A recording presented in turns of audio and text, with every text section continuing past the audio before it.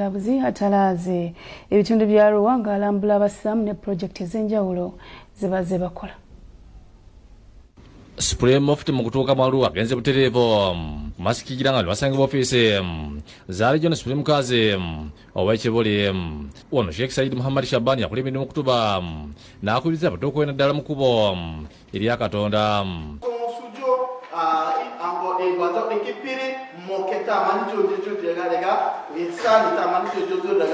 Spreme Mufuti Galabuzi wategeereza nga ofiisi we bakayinikaefu okulaba nga bassa mu nkola ebyo na ofiisi ya Spreme Mufuti byasuubiza. Tulina ensonga ssatu ze twakoonako tetulina okubeera nga tuteeka mu nkola, ng'emu ku zo kwe kubeera nga kigambo kya ddaawa kibeera nga kijjumbirwa nnyo, education ebyenjigiriza kubeera nga bijjumbirwa nnyo, n'ekyokusatu bye bya health ebyobulamu okubeera nga nabyo tutambula nabyo kannabwala. Oluva yeetemye okusaala n'okuzika mu kyalo kya Spreme Mukazi Sheikh Abdullahi Juma Vone mu kusooka Spreme Mukazi anyudde Spreme Mufuti enteekateeka y'okulanga abasensera ebitundu eby'obukiikakkono bw'eggwanga. Mu ngeri y'omumyuka Spreme Mufuti asooka Sheikh Ibrahim Ntanda akumiza abasiraamu tewali ayinza kulemesa nteekateeka egobirira ssemateeka afuga obusiraamu. Sheikh Ntanda abadde mu Masaka mu kulambula abasiraamu n'emirimu gy'obusiraamu ssaako n'okusabira abaliko bye bakolera obusiraamu n'abayizi abagenda okutula ebigezo.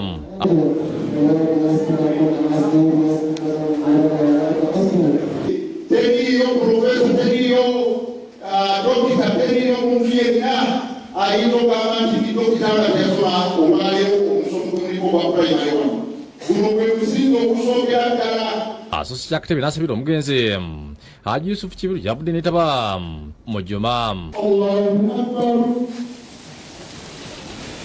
Bagenze ku kyalo Katabazi n'asabira omugenzi Haji Sulaiman Kiyimba ssaako ne Sheikh Jamiru Kabangala kubanga bazze okulaba musajja munnaabwe mukwano gwabwe gwe bawangala naye yakolera ennyo obusiraamu omugenzi Alhaji Yusufu Kibiru nga bazze tugere tumuwe ku salaamu n'okumuwa ku dduwa n'okulambula emirimu gye yaleka e Masaka. Tuli basiimu nnyo. Agenze ku tongozi omukulu e Masaka n'abasiimu olw'emirimu gye bakola. N'olwekyo mubeerenga mumanya nti kinekyengera Allah tabaraka wa taala kyabawadde mukinyweze mukyekuumeko.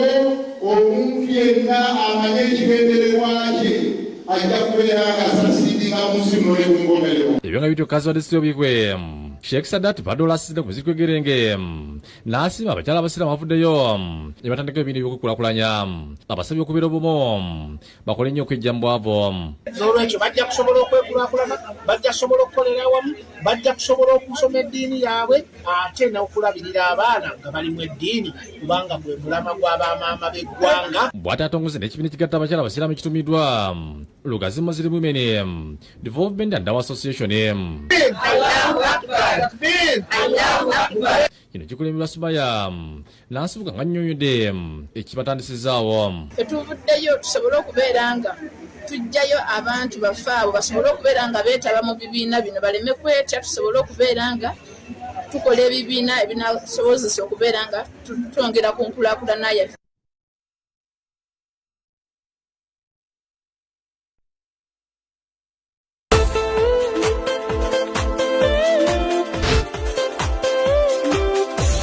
Kwaniriza ku mawulire ag'ebyemizannyo ng'ogakutuusako nze Becky Cynthia Nakimera era nga tugatandise n'ettiimu ya TP Mazembe emaze okutuuka wano mu ggwanga ng'ekibaleese kwambalagana na Vipers SM mu mpaka eza club empanguzi ku lukalu lwa Africa eza CAF Champions League ez'okusunsulamu abaneesogga ez'ekibinja. Omupiira gwa Sunday ya wiikeeno wali ku St Mary Stadium ekitende nga gwaluzanya lusooka.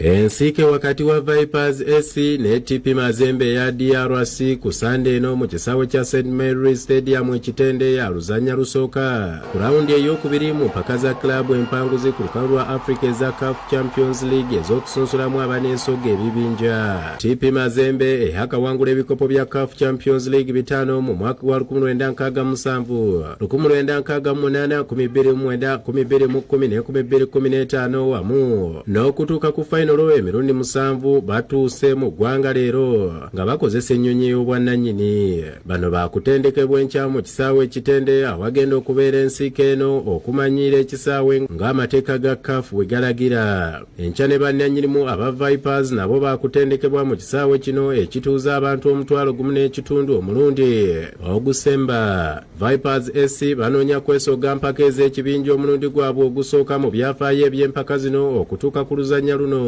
Bamaze kuwandulamu Dibanguye ya Central African Republic omwezi oguwedde ku mugatte gwa goolo 4 ku bwereere. Ng'oluzannya olusooka luwedde ekitende bano baakuddingana nga 15 omwezi guno okusalawo omuwanguzi ku mugatte aneesoga ebibinja ng'ate awanduka yeesogeza CAF Confederation Cup ez'okusunsulamu. Ate nga tweyongeddeyo n'amawulire gaffe empaka z'eggwanga ez'omuzannyo gwa golf eza Uganda Open ez'abakazi ziyingidde olunaku olwokubiri nga Peace Kabasweka okuva e Toro olunaku alwetise. Omuzannyo gwa koofu guwangulwa omuzannyi abeera asinze okwesa emirundi emitono mu kukuba akapiira okugwa ku kinnya.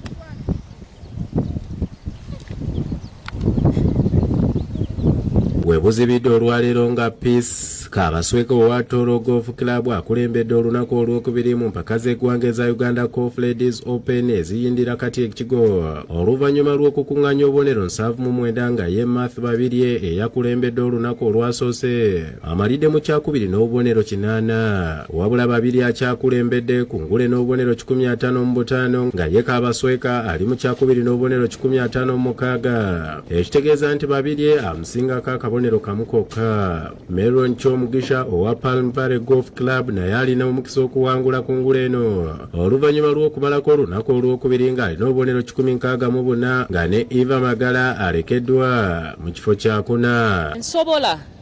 Nsobola kubanga nga bwe ngambye scores zo nkubya ngeza jjo naye enkya nsuubira okukola obulungi okusingako leero. Bakomawo nkya mu nsiike okusalawo omuwanguzi nga bazannyira mu binnya 18.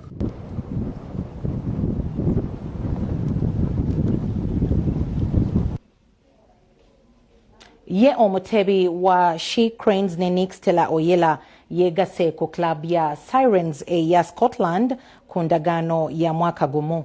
Ono afuuse Munnayuganda ow'okusatu okugenda okuzanya omupiira ogw'okubaka ogw'ensimbi ng'abalala ye Peace Proscovia wamu ne Mary Nuba. Abadde manager wa club ya Nick Jocelyn Uchanda aliko byamwogeddeko katubirabe.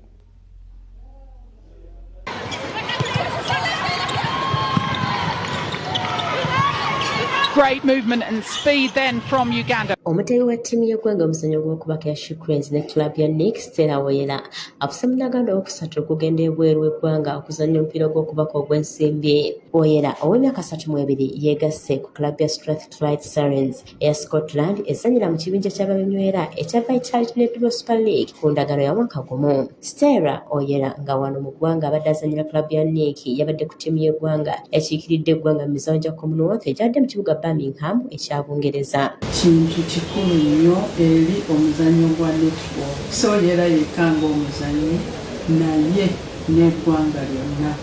Oyela abadde muzannyi mulungi ddala era okumulonda omutwala kiraga nti abaana baffe wano betutendese wano mu Niiki naddala baana balina ekitone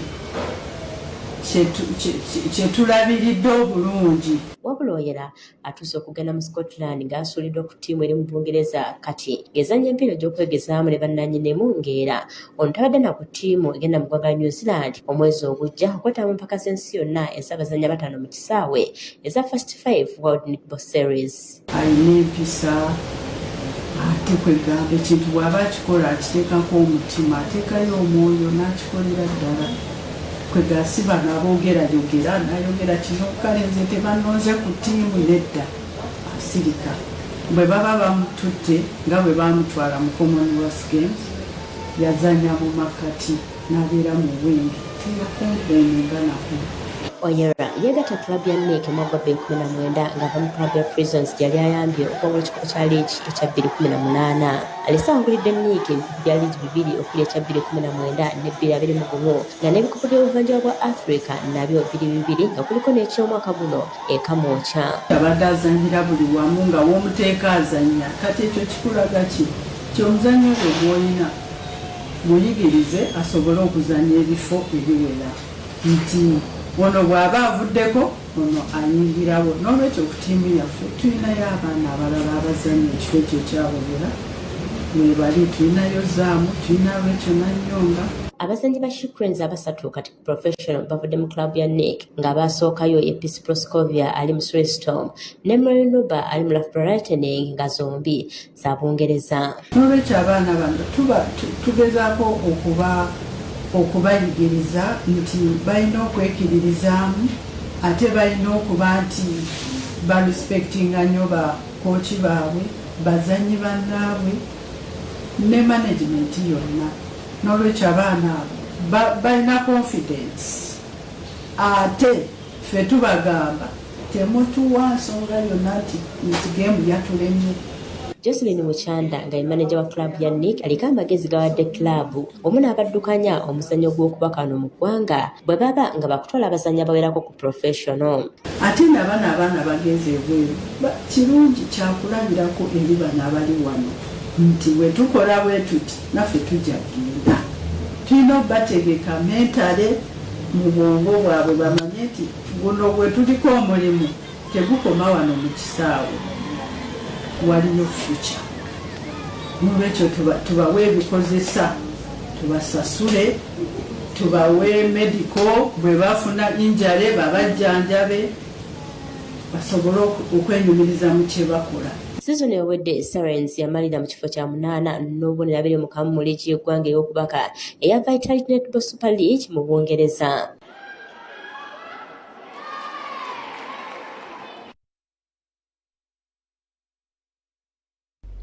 Nga tugenzeko ebweru w'eggwanga league ya Premiership eya Bungereza eddamu olunaku olw'enkya n'emipiira 5 nga Man City, Chelsea ne Tottenham zigenda kubeera mu nsiike.